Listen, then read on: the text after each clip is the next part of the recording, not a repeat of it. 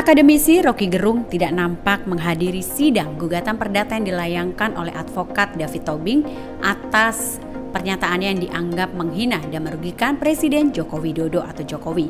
Ia mengaku belum menerima surat panggilan dari Pengadilan Negeri Jakarta Selatan. Atas ketidakhadiran Roky Gerung, maka pengadilan pun memutuskan untuk menunda sidang. Berawal dari Hakim Ketua Juyamto yang menyampaikan jejak surat yang sudah dikirimkan ke alamat Roky sebanyak 3 kali. Hakim menyebut status pengiriman itu menjelaskan Roky Gerung sudah pindah rumah. Kemudian Hakim akhirnya memerintahkan David untuk mengirimkan surat panggilan ke Roky Gerung sesuai dengan alamat yang diyakini. Dan sidang pun ditunda, rencananya akan kembali digelar pada 7 Agustus 2023.